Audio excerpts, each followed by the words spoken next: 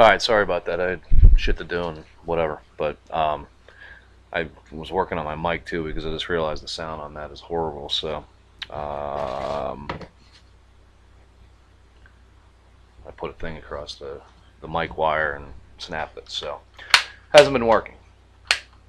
But I think I have it fixed now. So anyways, what I was saying before is that, I never in a million years would I say you don't love our kids or care about our kids. You just don't. I don't believe that you ever loved me because I don't believe that you ever knew how to do such a thing. And I mean, you grew up in a loveless household. There's no two ways about that, Chris. You can't deny that. So you're a product of your environment. Um, the one thing I can say for my father is that he was either a complete dickhead or he was loving. He did care. Um, but so I did see a little bit of it. I did see a little family time together, that sort of thing. And not that you saw none, but you grew up in a loveless household. There's no two ways about it. Um, your father's one of the most cold-hearted people I've ever met in my life. And get out of here. You'd probably be second, to be honest with you. And that's nothing to be proud of. Nothing at all. But where I was going with that is, I'm trying to segue into, I want you to know exactly where I'm coming from, whether you agree with it or not, whether you want to try and find some legitimacy or whatever. I want to make sure that it is very, very clear to you um, where I'm coming from. And what I mean by that is, number one, how you failed our kids. I want you to know why I say that, why I believe that. And again, chances are very good you won't agree with me, but um,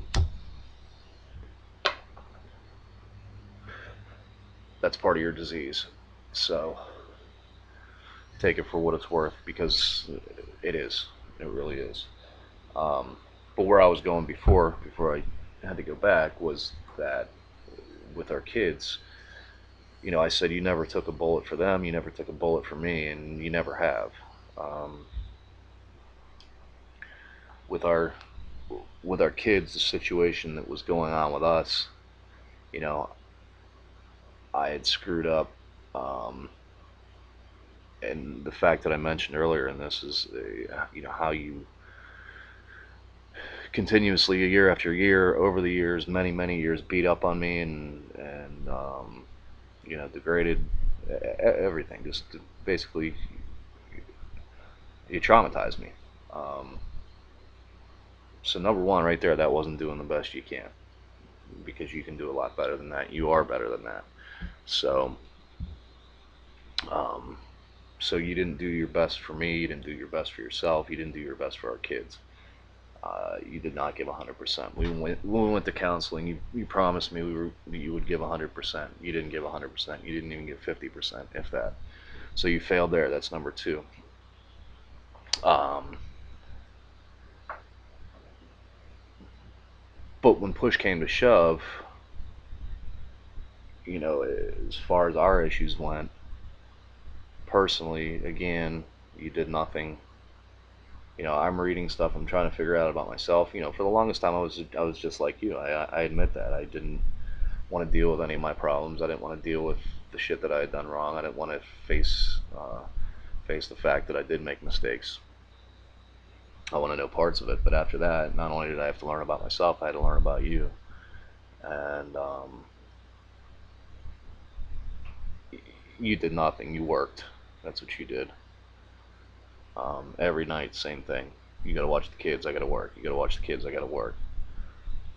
Which is completely hysterical to me, because for the last 15, 20 years with you and you've done nothing but work every night. With the last 10, 12 years with our kids, you got to watch the kids. I got to work all night. So get out of here. So it was always work, work, work, right? But now, presumably, anyways, you say you have 3 jobs. Get. So now you presumably have 3 jobs. That's what you tell me, anyways. And so that I would, call me crazy, but I would think that would provide you even less time. You had no time for us before, and Alex will attest to that either.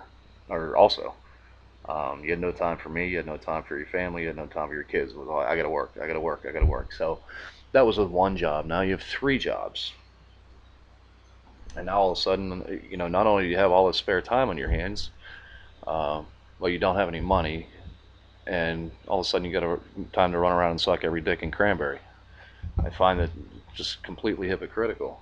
Had no time for your family. Had no time to hang out with your family. Every night it was on the computer. But now you get all the time in the world. It's amazing.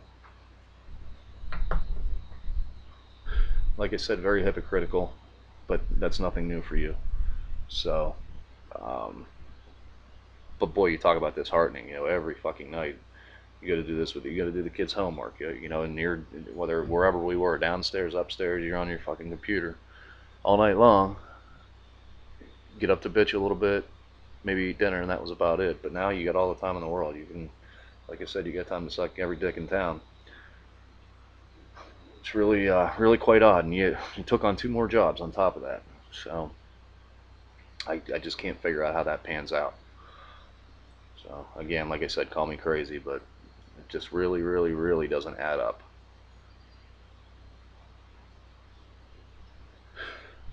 Damn it.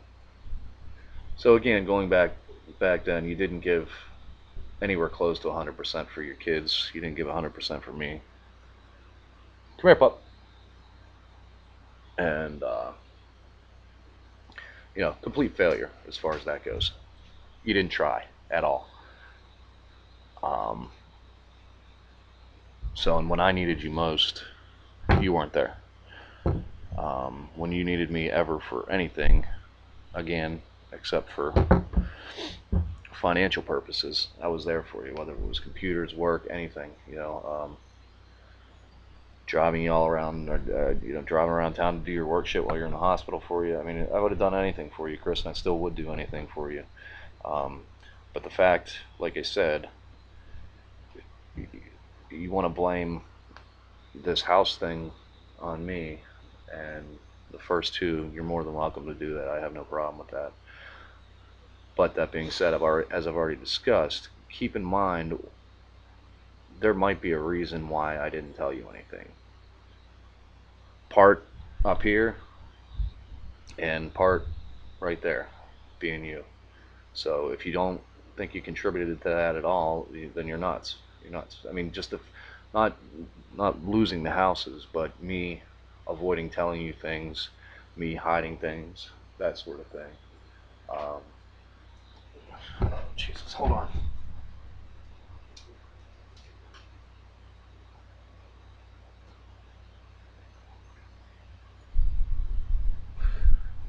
But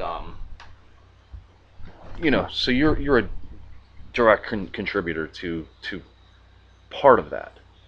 But again, I'm not going to roll the blame onto you, um, because I still acted, without a doubt. Acted poorly, without a doubt, but nonetheless, I don't see how you could not put 2 and 2 together. Like I said, utilize a dog as an example. When they're constantly beaten, they hide. So psychologically, that's what I did. I hid. Um, I guess in hindsight, it really didn't matter, because if it wasn't that you were bitching at me about, it would have been something else. So I mean, you just treated me horribly, Chris. Um, so you didn't help matters at all. So as much as you want to complain about me hiding mail and all that crap, and again, I don't necessarily consider it more deceptive than lying to you. I just kept things from you. and it's not good. No matter what, I have no excuse to do that. However, psychologically, things happen for a reason, and you contributed to that. So after we get to Bellevue, you just kept getting worse and worse and worse. Instead of taking the bull by the horns, when and I understand you're disappointed in me and everything like that. I completely get that. I don't blame you, regardless of my um, rhyme and reasoning. There's no way you shouldn't have been disappointed in me. I don't blame you for that at all. What I do blame you for, going into the third house, and I've already discussed this at length with you. I did not. There's one reason we lost that house, Chris. One reason and one reason only. Because the down payment check was flagged by Discover. That's it. So whatever your court papers say, so on and so forth, you can shove them up your ass. But I know the true story on this. O.J. Simpson said he wasn't guilty in court. Oh, that's right, he wasn't. Forgot about that. So, everybody's got a story, and then there's the truth. So, but I'm being honest with you when I tell you that that was the only reason. And the only reason we got kicked out was because our lease expired. So, but again, you don't want to sit down and take the time to talk to me about this, so I can further explain it to you. Again, you believe everybody in the world, just like Diana, like Jen, like whoever. I mean, you have your minions, and it's complete bullshit. But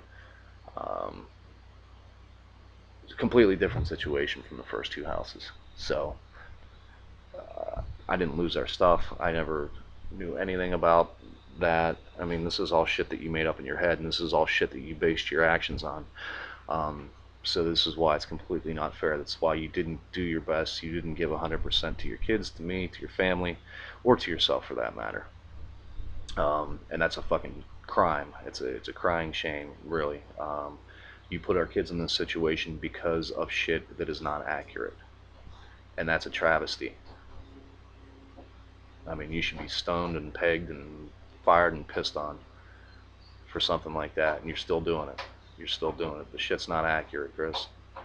But to take it in another direction, and again, this is not to put blame on you. And don't get me wrong, I'm not saying that third house that you lost it for us. I have no reason to say that. Indirectly, I'm responsible for it, but nothing. I had got my shit together at that point, so nothing was similar between the first two and the third one.